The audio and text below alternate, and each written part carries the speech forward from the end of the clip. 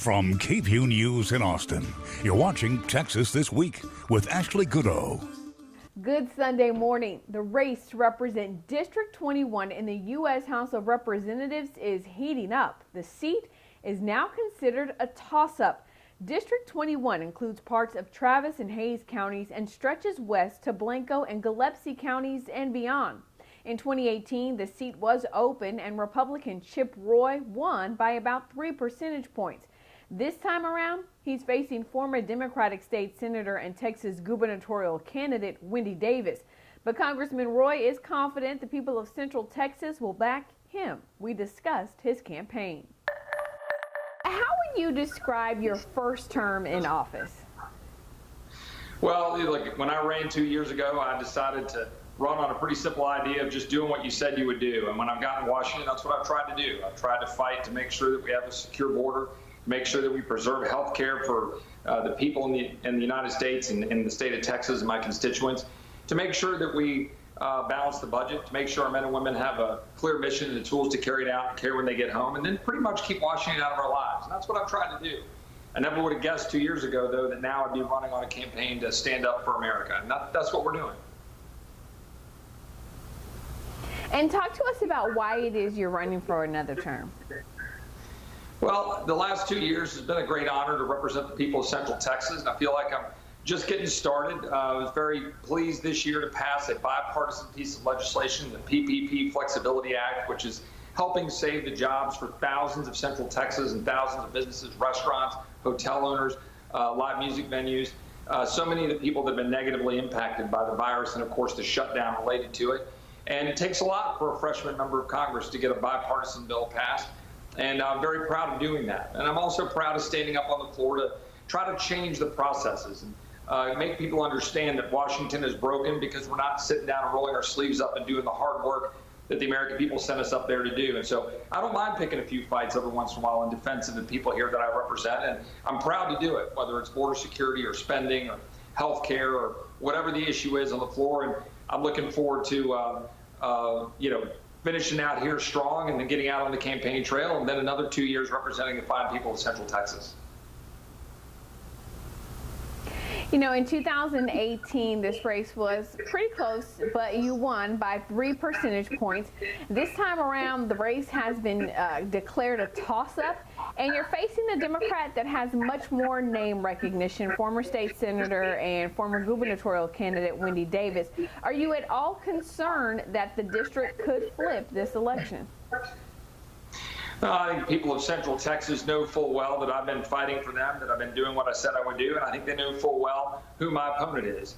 She has a significant amount of name ID, but it's all not very positive, given her track record and given what she's known for and filibustering for post-20-week abortion, but also voting against banning sanctuary cities and refusing to stand up with our law enforcement community on the streets of Austin. I've been out there back in the blue, standing up with our law enforcement in Austin, San Antonio, throughout the Central Texas area. And the people of this part of Texas, they want us to stand with the law enforcement. They want law and order. They want safe streets. They don't want to be patting Austin City Council on the head and saying thank you for cutting the budget of the police by a third. So I think this will be pretty clear, and I'm not really concerned at all. If the Democratic leadership wants to spend millions of dollars and light it on fire on the streets of Congress Avenue, they're welcome to do so.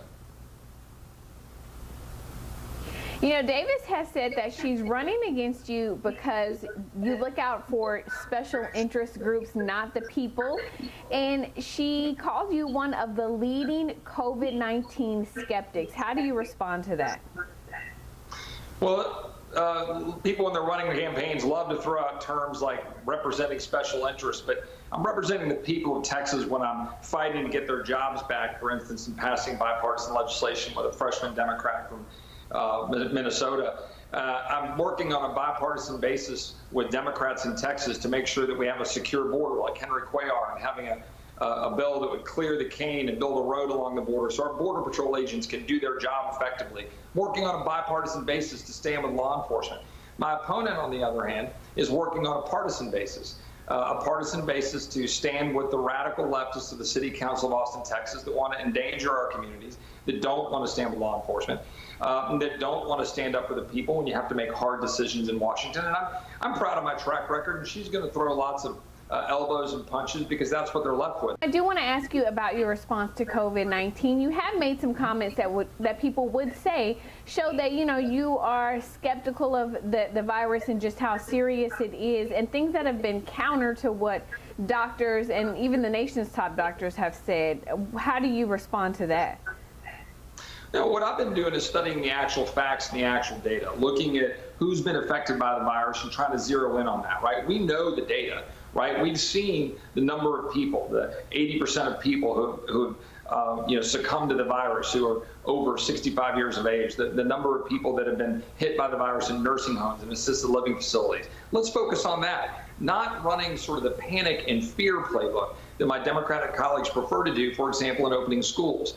My kids go to schools. They've been there for 5 or 6 weeks. They're 11 and 9 years old. I wouldn't endanger them for the world. But it's important for our kids to be back at school. We're seeing the negative effects right now when people aren't back engaging in school, on kids who can't get access to education, mental health, suicide rates up 20% among veterans, the number of people who aren't getting cancer screenings. As a cancer survivor, I can tell you how devastating it is that we've been shutting down our society and making it difficult for people to go get cancer screenings. I'm pretty blessed that I was diagnosed in 2011 instead of today, because I had stage 3 Hodgkin's lymphoma instead of maybe finding out it was stage 4 because I didn't get a screening, because some people want us to cower in fear.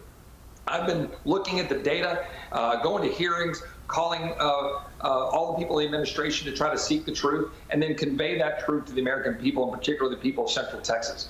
I believe that's the right way we should approach it. I don't think we should politicize a virus, which is exactly what has occurred, and we should be focused on solving the problem together, and that's the best approach.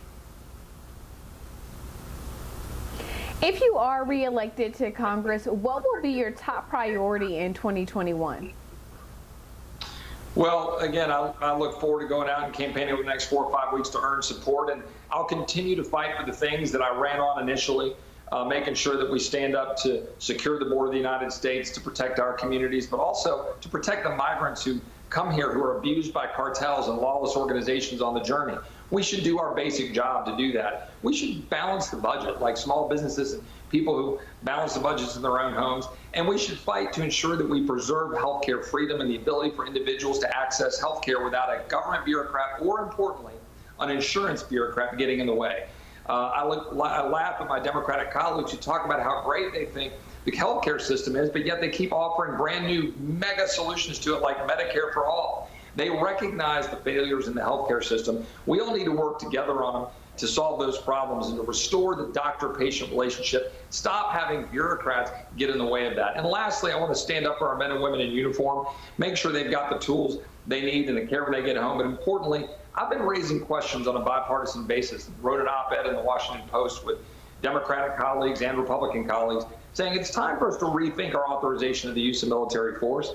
We currently have men and women in uniform who are enlisting today who weren't alive when we passed the first authorization of force that they're operating under. So we've got a lot of work to do. Those are some of the things. Most importantly, I just want the government to stay out of your life and my life and the lives of our community and let Texans do what they do best. And I want to make sure we're standing up for America in the process. Give our viewers some final thoughts about why you believe they should vote for you this November. Well, the most important problem that we have in Washington, I think, in terms of the frustration the American people feel, are people who go to Washington and they don't do what they said they would do.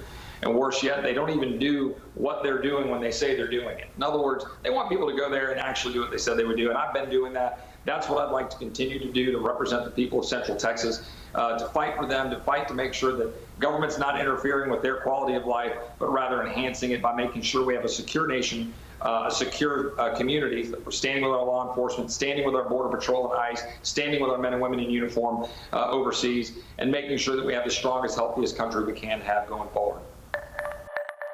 You can learn more about Roy's campaign at KVUE.com. Early voting in Texas is already underway. You have until October 30th to cast your ballot early. Election Day is November 3rd. That's Texas This Week.